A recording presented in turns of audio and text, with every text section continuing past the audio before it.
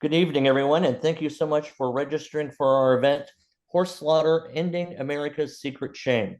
Tonight's webinar is part of the Claudia Miller Ignite series on animal welfare, and we are grateful for her sponsorship. We're joined in this webinar by several expert speakers who will explain the state of horse slaughter, what can be done to end it, and how you can play a pivotal role in making that happen. With us is Wayne Pacelli, the president of Animal Wellness Action and the Center for a Humane Economy. Fred Hudson is with us. He is our newly installed, welcome aboard, Fred, director of equine welfare for the groups, and he is the author of several books on the horse racing industry, the founder and CEO of the U.S. Harness Racing Alumni Association, and the host of the weekly Harness Racing Alumni Show. Also, Rebecca Keat and Siri Lindley join us as co-founders of Horses in Our Hands, a nonprofit dedicated to using education, engagement, and legislation to end the slaughter of America's horses. We also have a specially recorded video message from actress and animal advocate Shannon Doherty, who will be the first in the world to see this video message, and we're super excited and grateful to her for providing it. Before we turn to Wayne, however, let me invite you to visit animalwellnessaction.org for more information about us. And if you have any questions during tonight's event, please post them in the chat or QA functionality in Zoom. You'll see the place there in your navigation bar. We'll address questions at the end of the event. We'll have plenty of time for that. So again, welcome, and I'll turn it over to Wayne Pacelli. Joseph, thank you very, very much. And I'm so glad to be on this webinar with each of you. Thank you so much for taking the time to join us this evening for this important discussion about horses and horse slaughter. And thank you also to Beck and Siri and to Fred for participating in this program with me. Tonight, we want to tell you about our action plan and invite you to join us in this action plan to once and for all end the slaughter of American horses for consumption, for human consumption and otherwise. There is no need to be slaughtering horses in our society, not in the 21st century, really not ever, but certainly now when we have more than sufficient capacity to provide homes for horses in need. Horses have had a very, very special place in human society for thousands of years. In our nation, in the United States, there's no animal that played a more important role in the settlement and expansion of our society than horses and other equids. They have been our companions. They've been involved in our economy. They've been involved in recreation and sport. They've been involved in law enforcement and so many aspects of our society. They have served us time and time again, and it is time for us to care for them. We need to stop exploiting them as a human society for very pitiful profit and for no compelling reason in this world. I didn't realize, until I was deep into the animal protection movement that there was this horrid horse slaughter industry. In the United States, we had dozens of horse slaughter plants operating in the first half of the 20th century. We had a couple of dozen starting in the second half of the 20th century. And then really with a concerted movement, we all of us, and so many people who worked before us in this cause have been shrinking the size of this enterprise.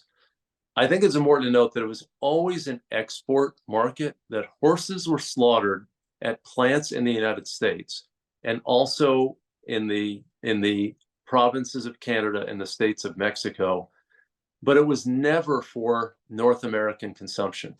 Mainly, the horses for years were shipped to European countries for consumption, and more recently to Asian countries for consumption.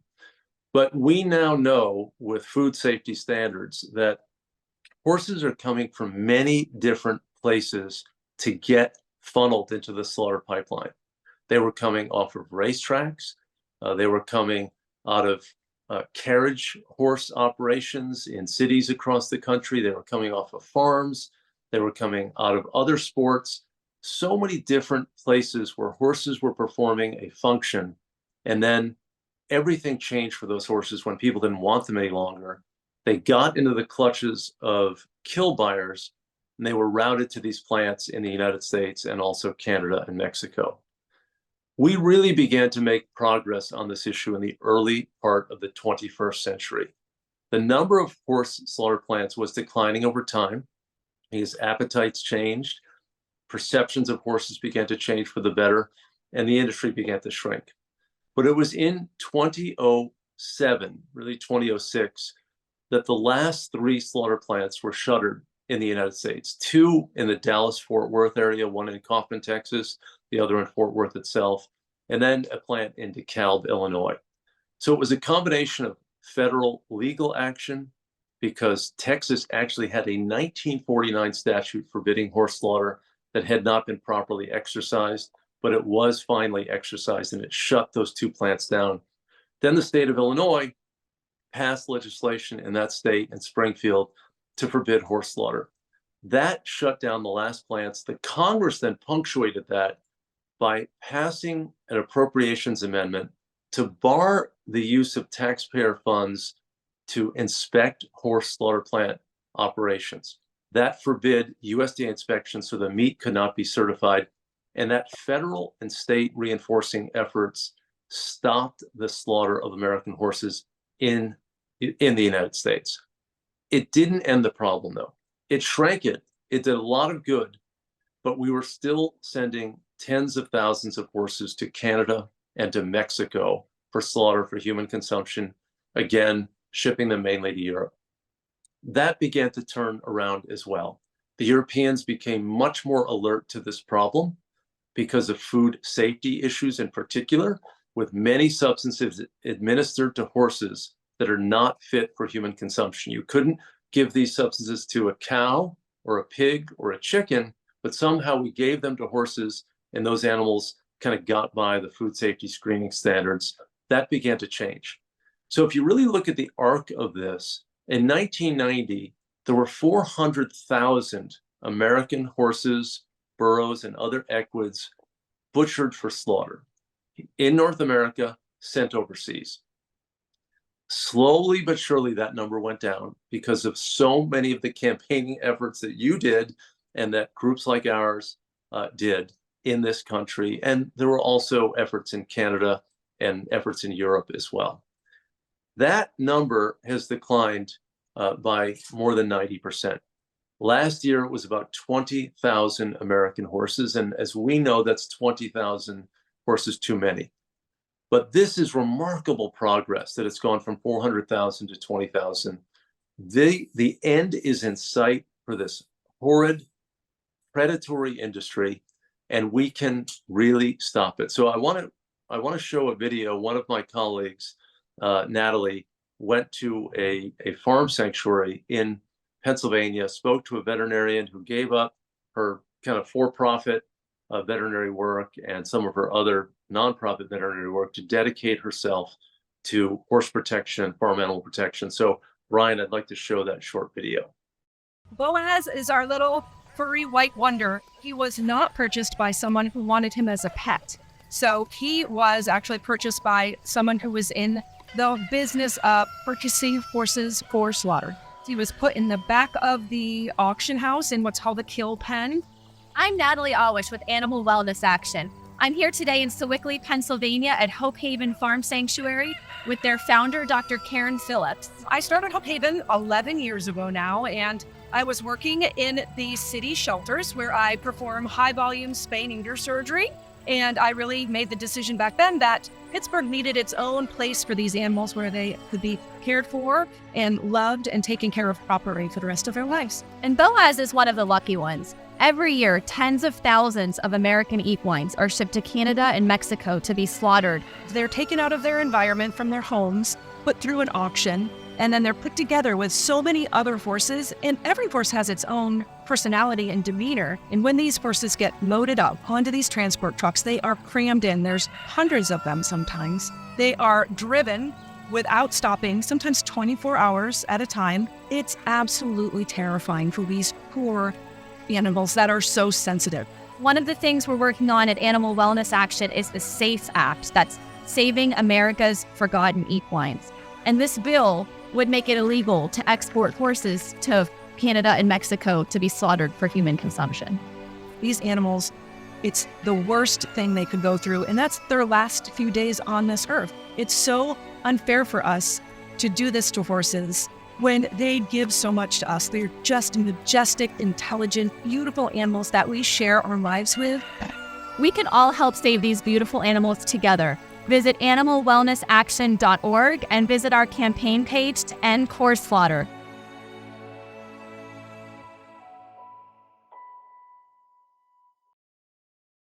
Well, thanks to those dedicated folks at that sanctuary to care for horses. And, you know, we have won the battle on U.S. soil, and I think this is a great achievement for us. And we have sustained this ban in the Congress for basically 18 straight years. And now our task is to stop the live export of horses to Canada and Mexico for slaughter for consumption. And, you know, if you think about this, if it's wrong to slaughter American horses on American soil, isn't it just as wrong for us to slaughter horses, our American horses, in Canada or Mexico? I mean, what is the difference, whether it's in Minnesota or it's in Manitoba, whether it is in Texas or it's in Guerrero? This is something that needs to end. And I'm so grateful for all of the people, for so many of you who've written your lawmakers about this. We hear, when I'm on Capitol Hill lobbying for animal wellness action, the Center for Humane Economy, that they hear so much from people about horse slaughter, that this is something that they are aware of, they are alert to. Many offices tell us that they get more mail on horse slaughter than any other issue, not just any animal welfare issue, but any issue, more than Social Security or more than some of the wars that we are engaged in, or, you know, anything that you can think of. That is an incredible testament to the compassion of the American public on this issue. I am absolutely convinced that we have the mainstream position on this issue. The people of America are with us on this issue. But democracy is not always the most efficient decision-making process. We have many things in our society that took quite a long time to achieve, that were markers of progress for our humane sensibilities. And it is going to take grit and determination and work to get this done. You know, I know that our next two speakers, Siri and Beck, came to Washington, D.C., and they were lobbying on this issue, and they spent so much time and energy, and they were frustrated, but they are here right now. They didn't win that immediate battle when they made an incredible effort, but they've stuck with it because they know so much is at stake. And I just want to thank you, Siri and Beck, for fighting for the horses. You know, I really wanted you to participate because, you know, you're rescuing horses, you're caring for horses. You and just thousands of other people are running sanctuaries and rescues, and you're taking horses out of dangerous situations, out of life-threatening situations, and you're giving them safety and comfort and love. That is the best part of who we are as people, our compassion. And, you know, it's amazing to me that there are people who just cause harm, and there are people who put these animals in jeopardy and put them at risk, and then they foist the responsibility onto people like you who sacrifice, and you have to spend enormous sums of money to care for these horses. But I wanted you guys here because you understand the rescue side, but you also understand the urgent need for political action. We have to have a national solution on this issue. So Siri, you are out on the hustings talking about so many things and traveling all over the world. Thank you again for what you do for all of us and for horses in particular. Well, thank you so much, Wayne, and for everyone here on this call. I thank you for caring. And as you say, it really is, there's an urgent need to raise awareness about what's really happening. And I had rescued my first horse behind me 7 years ago. And as we all could probably relate to, this horse changed my life completely in so many ways. And at one point I thought, what am I rescuing her from? Why did I need to rescue her? And that's when I came across this horrific video that basically showed what is happening to these horses. And they are being bought at auction. what happens to us, we are boots on the ground at auction trying to save these horses. And the kill buyers are there stalking us and raising the bids so high that we can't afford to save the horse. So these horses, these companions, these, therapy horses, teachers, healers, wherever they're coming from, end up in the kill buyer's hands. And from there, and what I witnessed in this video and what we now know to be the truth, they are transported for sometimes 2 to 3 days, no food, no water, in overstocked trailers. Many of them arrive with broken legs, broken, eyeballs coming out of their heads. And in this video, this particular video, the horses that have broken legs are being dragged off the truck, brought into the slaughterhouse. They're beaten into this tiny narrow chute where they are then picked up by a pulley by their back legs, pulled upside down, given a shot, a botched bolt to the head, which 85% of the time doesn't work, and they proceed to dismember them alive. And I saw this video and I thought about my girl that has changed my life, saved my life really. And I thought, how can this be happening? And it was that night where we created Believe Ranch and Rescue, our first nonprofit. We rescued 5 horses the next day. But what's happening and what is so horrific is that people are dropping their horses. There was one a couple Christmases ago, dropped off with red ribbons and tinsel and braids in her hair. We called her Christmas Belle. And the kill buyer got her. And we had to pay, I think it was like $3,000 to get her back off the kill buyer to save her from this horrific, cruelty-ridden fate that our horses are facing. So please, everybody, and I want to share, we have a wonderful guest tonight, Shannon Doherty. You saved a lot of horses herself. Has saved a lot of horses. She's helped us rescue a lot of lives, who is here with a real powerful message before we come back to my If amazing. you don't know Shannon, she's from 90210 for all you people over 40. I watched it. And Charmed, and she is actually battling stage 4 cancer, and it is one of the most important things for her is to see the SAFE Act passed and to see this horrific, torturous, cruel practice end. So here's Shannon. Hi everyone, I'm Shannon Doherty. Each year, thousands of horses are shipped off to slaughter. It's an unbelievably inhumane slaughter. We don't eat horse meat here in America, but people do dump their horses off so that they can go to Japan and Mexico and Canada, and they're often shipped without water, without food, and then slaughtered inhumanely. Horses are sentient beings. They love, they feel. Our personal horses, our pets, get such emotional attachments to us as we do to them. Our American wild horses. I mean, there's poems written about the American wild horse. There's books, there's movies. When people think about America, they think about the cowboy. They think about the roundups. It's just, and yet we're not protecting them. And instead, we have government agencies that are rounding up our wild Mustangs, our wild horses, putting them in pens, breaking them from their families, from their band.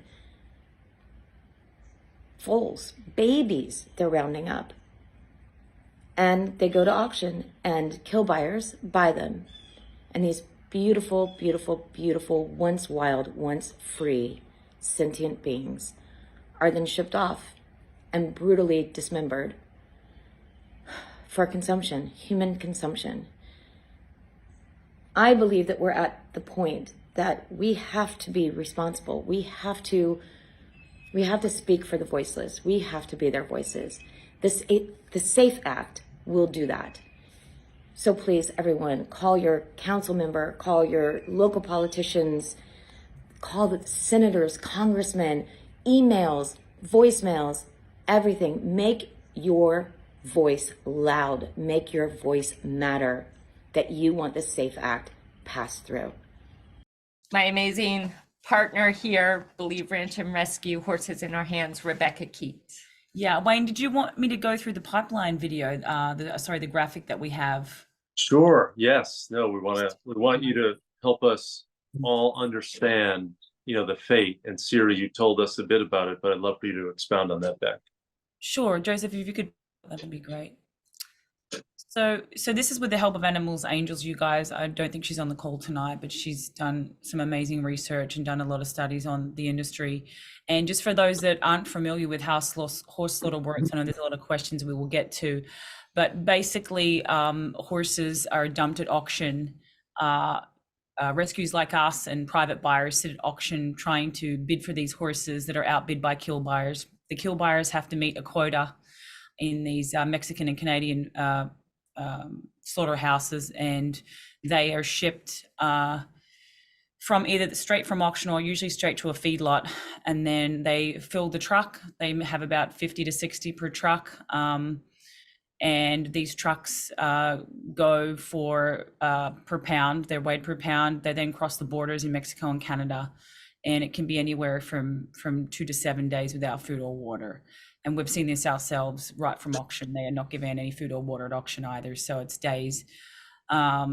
They're often loose in the trailer. They're very easy to be identified. Some people ask, well, how are they identified? These huge stock trailers with horses are easily to be identified on the borders. They are loose in the trailer. They're not haltered. They usually have their auction stickers, the tags you can see up there on their butts. They're very obvious to identify. And last year, about 20,000 horses were shipped across foreign borders for slaughter. So it's about 1,800 per month and around 50 to 60 livestock trailers per month that cross the borders. So just want to give you a little insight on the journey of these poor horses and the suffering that exists right now, and why this just has to end. So thanks, Wayne. But can you just attest also to the fact of how much more valuable horses are alive than slaughtered? Yeah, I think we have a graphic for that as well, and we can go through that together. So our team put this together, and right now Sonia Meadows did a study last year, and there was a drop of about $1 million on the value of the horse slaughter industry. It's not a huge industry, it's about 9 million. So kill buyers are making around 9 million, less than 10 kill buyers in the entire country. But if you look at what the value of horses with racing, with equine, with even equine therapy, with dressage, with jumping, with show jumping, with showing, it's $122 billion industry. So there's really no comparison that horses are worth more alive than they are to be shipped to brutal deaths for human consumption. And just for all of you, think about your horses, your kids' horses, your companions, your faithful servants, whatever they've been for you, they just don't deserve this. And for these people it's not even a big industry, this has to end. So as Shannon says, please, let's all use our voices. Thanks. No, Beck and Siri, thank you for that. Really, really potent stuff. And when you guys are talking, the word reciprocity really comes to my mind. I mean, horses give us so much. I mean, all we're doing is just making sure that they're not ending up in the clutches of people who want to butcher them for no good reason, right? These are not ill animals. These are not mercy killings. These are healthy animals who are killed, and they are, before that, they're transported, as you said, they're jammed into these trailers. And, I calculated it, I'm not sure if this math works just as yours did, Beck, you're probably right and I'm wrong, but I was thinking it's about 650 truckloads a year. So it's 2 truckloads every day in the United States. None of us see it. Maybe our good friends at Animals Angels, who do such path-breaking investigative work, see it once in a while. But this is why we're here, to take this enterprise. I don't even want to call it an industry. It's just a loose collection of predatory actors. Take it out of the shadows, put it in the sunlight. Let's let the American public decide. Let's let our elected officials decide. Let's have a vote. Give us a vote in the House. Give us a vote in the Senate. Put it in front of the president. I don't care if it's a Democrat or a Republican in the White House. Any sensible politician is going to sign legislation to stop this barbarism. Democrats and Republicans in the House overwhelmingly are going to favor this policy, but we need a vote. And that's really where the politics comes in. We have to raise our voice. We can't just rely on our logic and reason and investigations and these very poignant stories. We have to build a coalition. And part of that coalition are the folks involved with horses. And that's why I'm so glad that Fred Hudson is here. Fred, as Joseph Grove, my colleague who is organizing our call tonight, mentioned, Fred is our new director of equine welfare at Animal Wellness Action, the Center for Humane Economy. He comes out of the racing industry. He's been a reformer. He worked very hard with us to pass the Horse Racing Integrity and Safety Act to establish the first set of safety standards, no doping standards on race day for horse racing, which, there are a lot of folks who are deeply critical of horse racing, and I get it. But at the very least, we want to make sure that horses are not dying every day on racetracks, that our racetracks are not turning into crash sites. So this is designed to reduce that. And Fred, I want to thank you for all of your work and thank you for joining us. And I know we want to hear about how we're working in this bigger coalition than we've ever had. With the horse slaughter industry smaller than it ever was, our coalition is bigger than it's ever been. Yes, correct. And thank you, Wayne. Ryan, can you put up the race photos now? Okay, I come from the harness racing sport, and as you can see, we sit in sulkies, and our races are started behind a mobile starting gate. When I go into different various meetings and people know nothing about harness racing, the first thing that they ask me is like, okay, what is a sulky, and what does it look like behind the starting gate, and how does that work? So I figured a picture's worth 1,000 words, and so we have one up here. Thank you, Ryan. Now, the big question now is like, well, I'll start with parimutuel racing. The thoroughbreds have parimutuel racing in about 32 states, and harness racing has parimutuel racing in 14 states. So how do the racehorses end up in the slaughter pipeline? Standardbreds mostly through the Amish. Some trainers and owners sell their horses to the Amish, and then several years later, those horses find themselves in the slaughter pipeline. On the thoroughbred side, many go directly from the racetracks right into the kill pens. Some examples are like in Louisiana, you got the fairgrounds and Delta Downs. They're known for horses going directly to the kill pens. If you look at for horse race deaths now, if you look at Charlestown, Charlestown led the nation last year with 49 deaths. And I also hear that horses go directly from Charlestown to the kill pens. And I do plan on getting over there this year just to take a visit there. Now, the number of horses being exported to Canada and Mexico is down from a high of 180,000 10 or 12 years ago. And there's right around 20,000 that went in 23 and 22. Many of the reasons for the decline, and which includes Canada imposed the 6-month resident requirement. So before a horse can go to slaughter to one of the European Union countries, they have to have residency in Canada for 6 months. The European Union placed a ban on horse meat from Mexico. The demand for horse meat is down. The shipping costs, including fuel, labor, and tolls, those have all contributed to it. There's a shortage of semi-truck drivers, and the drivers can get better paying jobs delivering other items other than horses. The profit is down, and the public is disgusted with the practice. And there's many other reasons, but those are just the ones that just pop up to the top of my head. Because of the decline in the horses being shipped and killed, the kill buyers have created a broker program, which I personally see just as extortion, and it should be shut down. We will talk about the broker programs at another time. And I do think it is important sometimes to talk about them. About 10 or 12 years ago, the breakdown by breed was the following: 180,000 horses exported for slaughter, 70% quarter horses, that's about 126,000, 20% thoroughbreds, that's about 36,000, and all other breeds, 10%, about 18,000. Currently, with 20,000 horses being exported, 63% are quarter horses. That's about 12,600. Thoroughbred 17%, about 3,400. Standardbreds about 10%, 2,000. All other breeds are about 10%, 2,000.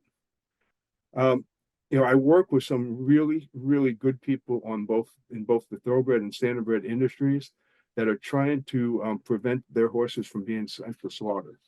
On the thoroughbred side, the Jockey Club, which we have lobbied with on many occasions, they're using Sean Smiley's American Continental Group lobbying for the Save American Forgotten Equines, the SAFE Act.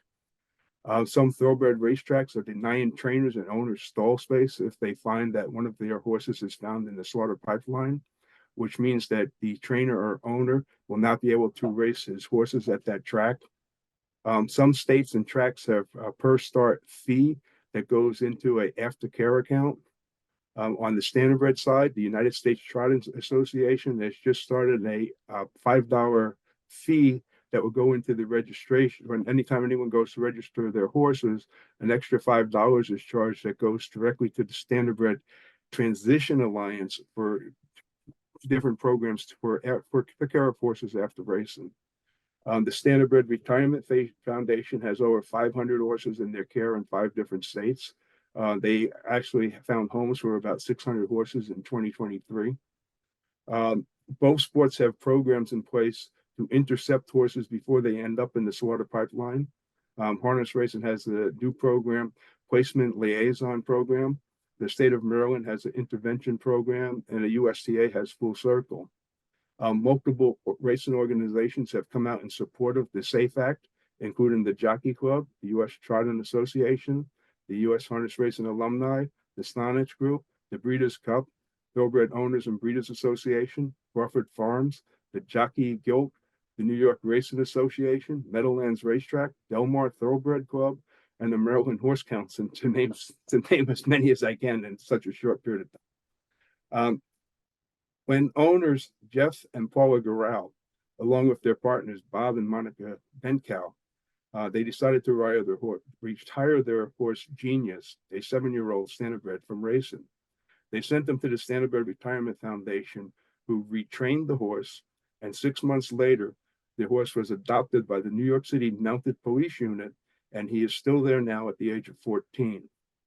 My good friend Judy Bachman, 30 years ago, she saw a horse that she loved was being loaded on a truck and was going to be shipped for slaughter. She sat in front of the truck crying and refused to move. And finally, the owner of the horse went and unloaded the horse from the truck and gave the horse to Judy. And that was the founding of the Standardbred Retirement Foundation. That horse lived to the age of 33. While both sports are making progress in bringing the number of horses being sent to slaughter down, there is much more that needs to be done. I would love to see a fund set up just for the retirement horses at the yearling sales. We need to eliminate them from going to the Amish. We should have a pool of homes available for horses before their careers are over. And we must currently continue to work to have Congress and the horse and add to the Horse and Dog and Cat Meat Protection Act horses in the Farm Bill. And we need to get that SAFE Act passed. Back to you, Wayne. Yeah, Fred. Well, I'm out of breath. No, good. Well, you got a lot of information out to all of us. I learned a lot from your comments as well. The quarter horses are more of a Western horse, and there are quarter horse races, and quarter horses are on ranches. It's amazing to me that we're even having this debate in our nation. It's so lopsided in terms of the moral case for stopping slaughter and honoring horses and burros and other equids in our American culture. And there's a reason, though, that the progress has been steady but incomplete. That's because the National Cattlemen's Beef Association has been pro-slaughter, and some other agriculture groups have been pro-slaughter for the most selfish reasons. I mean, I think really it's about, in some ways, they fear a slippery slope, that if we ban horse slaughter, we're going to ban cattle slaughter. Well, it didn't happen that way when we banned in 2018, as you noted, Fred, the slaughter of dogs and cats. for human consumption. That didn't trigger some sort of cascade as if people are just going to become zombies and not be able to speak up and have organized interests to defend the rearing of animals. You know, we have dogs and cats in our society who are unwanted, right? We have a network of shelters. We have foster homes. We have adopters.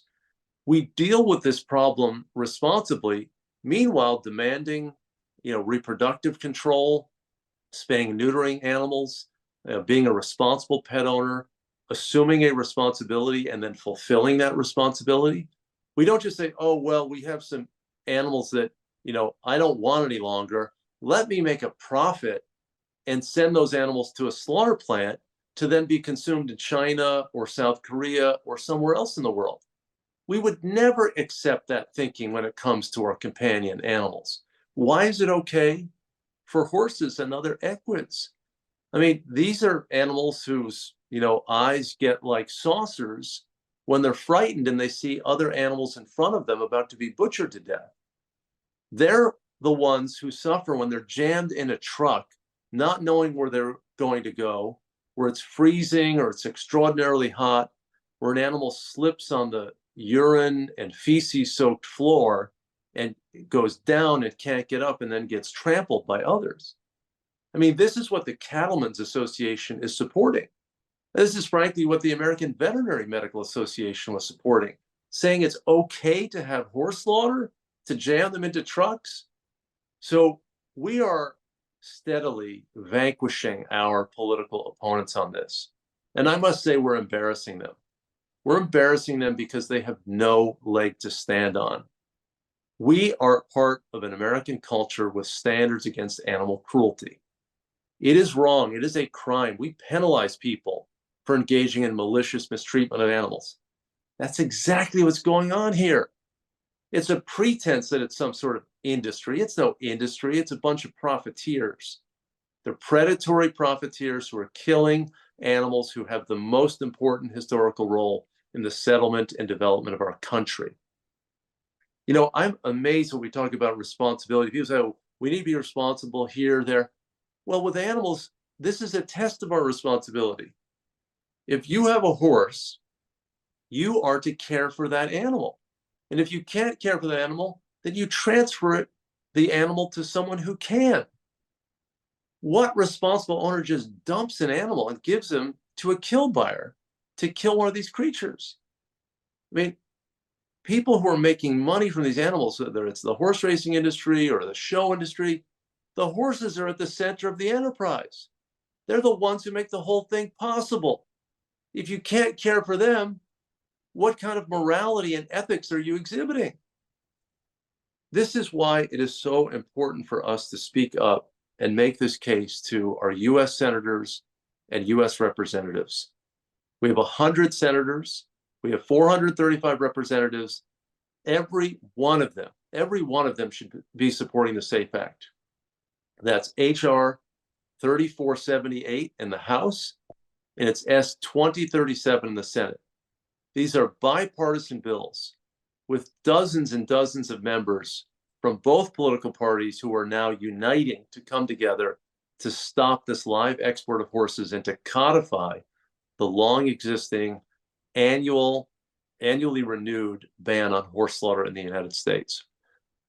I hope tomorrow morning you will call 202-224-3121. That's the congressional switchboard, and ask to be connected first to one of your senators, then call back and be connected to your second senator. Everybody in the US has 2 senators, unless you live in the District of Columbia or one of the territories, one of the other territories. And everybody has a US representative. Call him or her and urge your lawmaker to co-sponsor, again, HR 3475 and S 2037. And you can also go to our site and use our contact form for Congress and write to your lawmakers. We have a letter that's already in some form. You can adjust it as you wish, and it gets automatically sent to your 2 senators and your US representative. We ask you to take the video from Shannon Doherty You heard that very compelling case that she made. Of course, it was from her heart.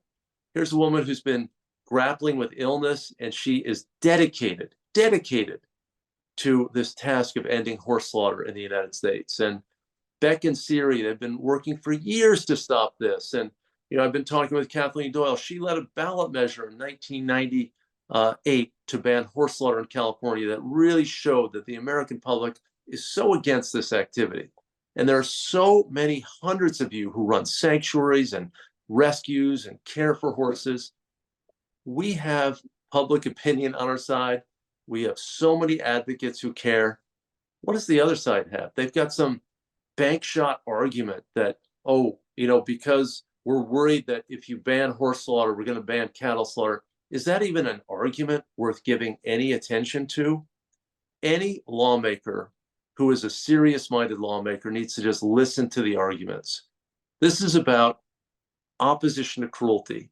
It's about responsible care of animals. And it's about not exporting horse meat to people who don't need it anywhere in the world.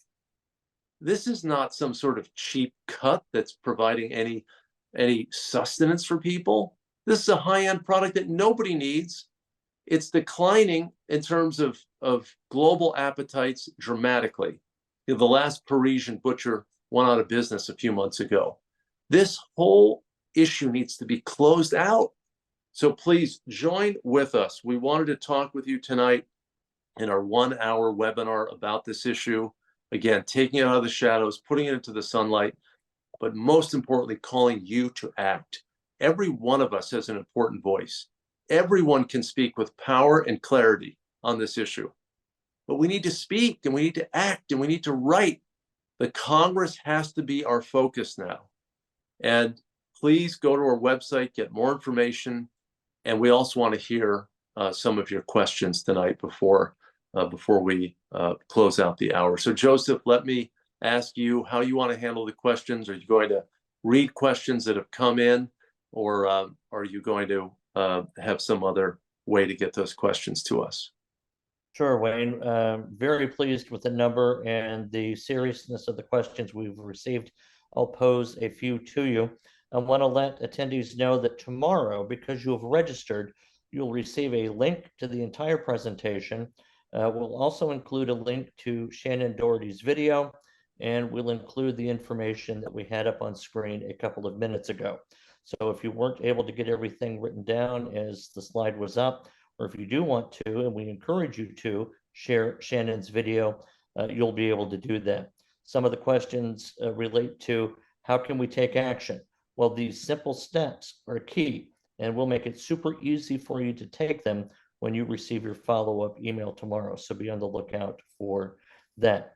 One of the questions we had, Beck has already volunteered to answer this for us. What happened the last time with the SAFE Act, and how was the Tribal Association with Kathy McMorris and the Vet Association able to shut it down? Beck? Yeah, and I know Wayne can definitely touch on this too. So we were fortunate enough to meet with Chairman Pallone and convince him to do a subcommittee hearing in 23. And I think actually 2022, I think 2023 it was supposed to go to full committee markup, and it didn't.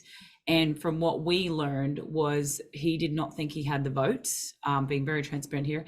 Kathy McMorris also was, I guess, believed she didn't have the votes. But we met with her, and she actually was her daughter actually does equine therapy. So that was, we thought we'd get her over the line. But unfortunately, I think she had a lot of pushback from the tribal community, which I guess must be a part of her community or her district. And we also heard that Schrader, who's no longer a legislator, he was also whipping votes in the committee, whipping Democratic votes against Chairman Pallone to bring it to the floor. So it was almost going to go to the floor, and at the last minute, he pulled it. And here's the other thing too, where we can get in each other's way, is at one point we thought we had an option that both, the House and the Senate agreed on.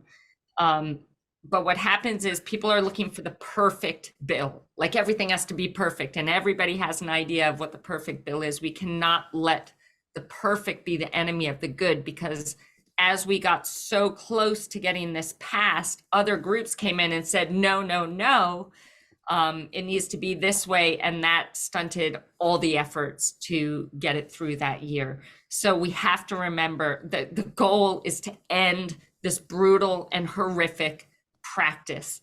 It may not look perfect, but we've got to end this, and we've got to end it soon. So let's not let the perfect be the enemy of the good. All right, Wayne, do you want to weigh in on that? And what are your levels of optimism concerning passage of the SAFE Act this go round? Thank you, Joseph. I'm not worried at all about us having the votes. We've got the votes in spades. I think you've got a handful of lawmakers in the House who will oppose it. I think you have maybe a handful of U.S. senators. I think the Democrats are united against horse slaughter. I don't think there's going to be, more than one or two out of, 260 of them who are not going to be with us on horse slaughter. And I think we've got a solid majority of Republicans in both chambers who are for the end of horse slaughter. It's really about just the procedural issues about getting a vote. I think people need to understand that in a Congress, there are 15 to 20,000 bills introduced. And you hear the numbers of how many bills actually get enacted into law. I think it was about 250 last Congress, the 117th Congress. So you're talking about less than 1% of bills. Democracy is difficult. You have to clear a subcommittee and then a full committee and then the floor and then the subcommittee and the full committee and then the floor in the other chamber. Then you have to get the president to sign. In the Congress, there's no automatic hearing action when a bill is introduced, like the SAFE Act. The chair of the relevant committee has to have an interest in it and bring it up for consideration. That's where we come in. We create a clamor. One reason that we have really focused at Animal Wellness Action on the horse slaughter legislation, the SAFE Act in this Congress, is that there's supposed to be a farm bill. This is an every 5-year bill that deals with all sorts of agriculture-related policies, nutrition policies, commodity programs, and the like. And the Animal Welfare Act and animal welfare is part of the jurisdictional interest of the Ag Committee. So the SAFE Act amends the Animal Welfare Act, and it falls within the domain of the Ag Committee. So when the Farm Bill comes along as a bill that's generally considered a must-pass bill, so they really want to get it done, we can try to hitch a ride on that by offering an amendment. So if the Farm Bill does come up, we're going to offer the anti-horse slaughter amendments in the House and Senate, and I have no doubt that those measures will be passed and the bill will be signed into law. The question is the Farm Bill going to come up this year? Is it going to come up next year? I hope sooner than later so we can get this done. Now, if the Farm Bill doesn't come up, then maybe we'll try some other route to try to get it done. But the votes are there. The votes are there. There's not even a whiff of a solid argument against us any longer at this point. We have won the argument. We have won the hearts and minds of the vast majority of members of Congress. We now just need the vote. That's where we have to demand it. We have to raise our voices. You hear about groups that are doing disease advocacy. They want more money for research, or you hear about pro-life or pro-choice groups. They're clamoring. They're advocating for their issues. We have to bring that same intensity to this issue. That's how we'll win.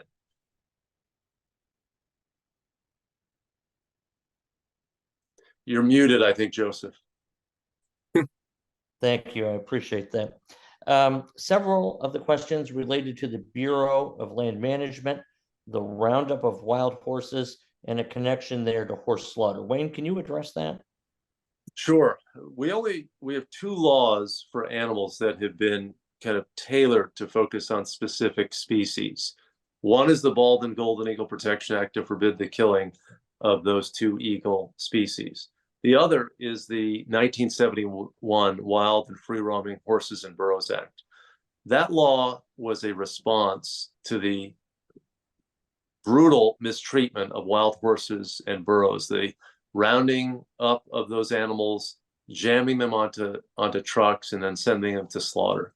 That was forbidden in 1971, and the program was supposed to be a humane and responsible management program for wild horses and burros in the 11 Western states.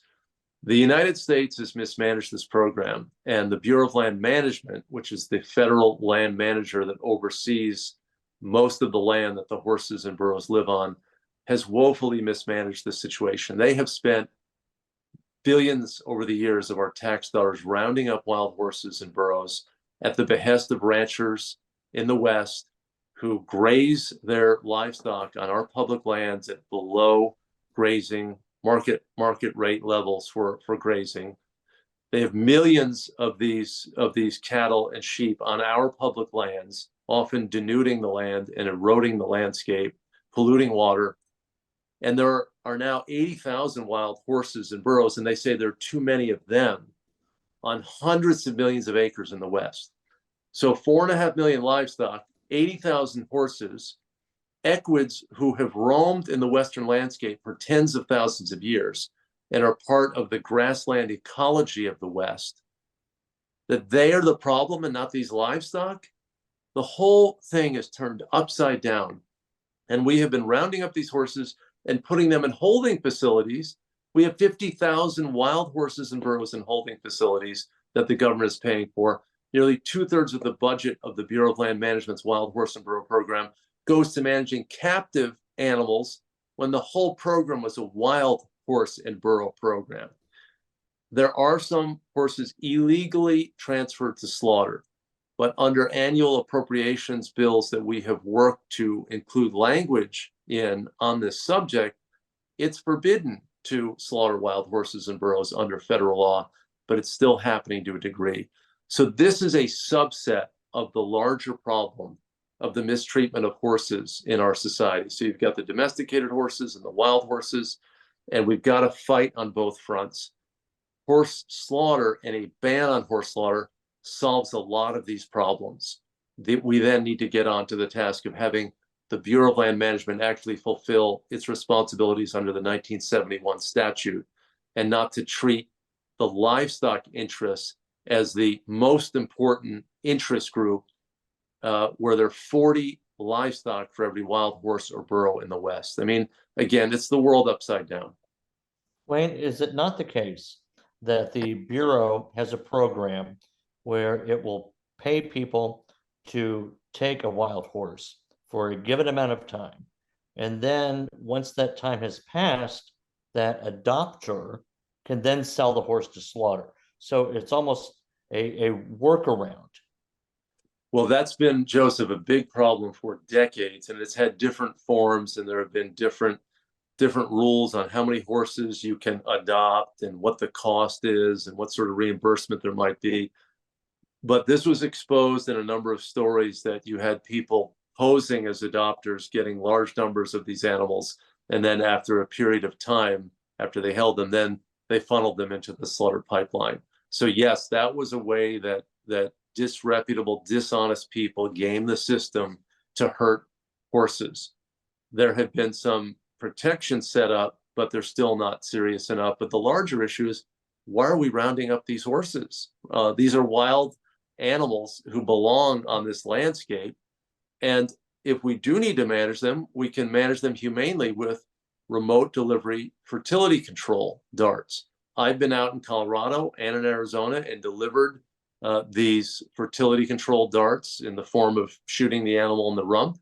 It is doable. You have thousands of volunteers who do this work throughout the West, who know these herds and who can approach them and deliver the fertility control to reproduce the output of the horses, to really deal with this political pressure. Oh, we have too many horses. Well, you don't have too many horses when there's reproductive control. Really, you have too many livestock on the lands, but we're just not having that debate in the Congress. So we did just get, again, the renewed $11 million for fertility control. That should be much more. We should stop spending all this money on these roundups. It's inhumane, and it's taking animals who have a rightful place on our Western landscape off the land. What is the position of the AVMA now? Well, I'm glad to say that the American Veterinary Medical Association has been a lot quieter on this issue than it used to be. AVMA used to be kind of the face of pro-horse slaughter. They've been noticeably quieter in the last few years. And I think that's because the veterinary profession is changing. It has changed from a male-dominated enterprise to a female-dominated enterprise, with most veterinarians being involved in small animal care, dogs and cats and other animals who live in our homes and in our communities.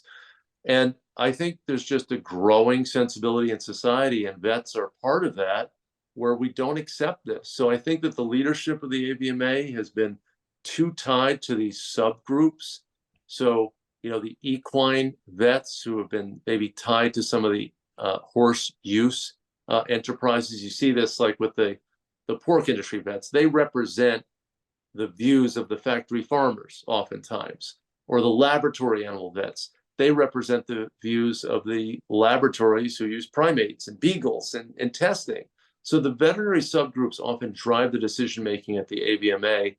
And this is a transformation that must happen. The AVMA, if it's true to the oath of the veterinarian, they should be on the side of the animals.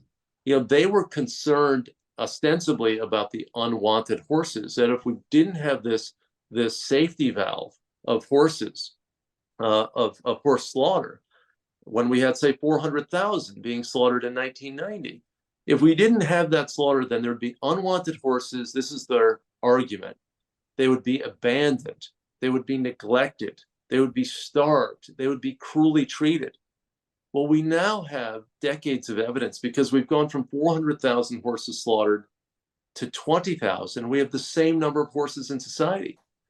Our society has absorbed those 380,000 horses. They've been the animals who were stewarded at rescues and sanctuaries. They're adopted into homes. They're horses that people held on to and didn't give up because there wasn't a place for them to go. So we have proved that the AVMA argument is demonstrably false, that we can manage horses humanely and we don't need to send them to slaughter because someone's going to be cruel to them. It was always kind of a contrived argument. And now we know it's absolutely positively false. We have the momentum on our side. There are thousands of vets who are with us, who are speaking up for these horses. And I'm glad to say that the AVMA's voice has been more and more muted on this issue, because they know, the leadership knows, that the rank and file vets in the United States do not support horse slaughter. Thank you. Beck and Sari, you talked a great deal about the arduous journey horses face in the slaughter pipeline. If the horses are more valuable alive than dead, why don't the transporters, the kill buyers, take better care of them? Because all they care about is the money.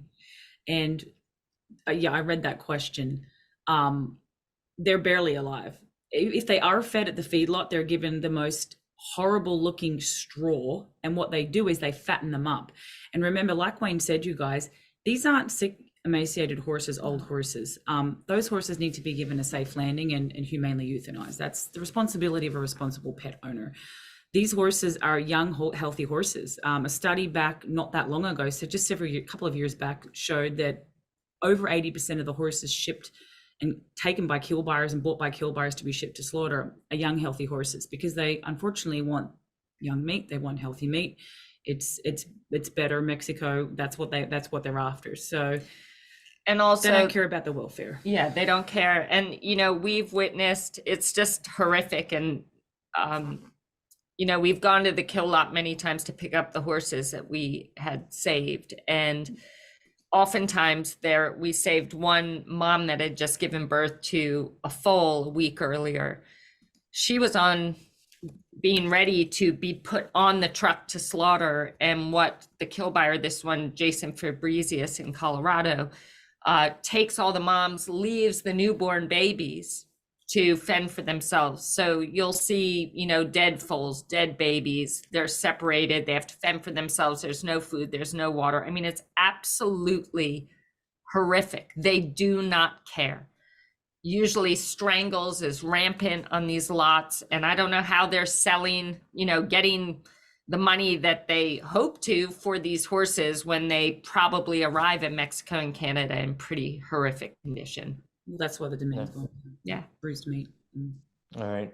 Thank you very much, folks. It's 9 o'clock. Our hour is over. It has been fascinating to me. and I hope it has been fascinating to you, our audience. We'll send out tomorrow, as I mentioned, a video of this presentation. We'll send out links where you can take action, more information, and we hope you will visit animalwellnessaction.org to subscribe to our newsletters, to stay up to date with all of our information, and certainly visit, what's your URL, Beck and Siri? Where can they learn more about you? They could just go to Instagram at Believe Ranch and Rescue or at Horses in Our Hands. Okay. All right, just search for that and you'll find it there. But we're grateful for your time. Fred, thank you very much. We appreciate your attendance tonight, your participation, and we look forward to seeing your columns, your information as you take advantage of your role as our Director of Equine Welfare. Wayne, thank you, of course, for joining us as well. Ryan, thank you for producing. And with all of that, we'll bid our audience good night. And again, thank you for being with us tonight.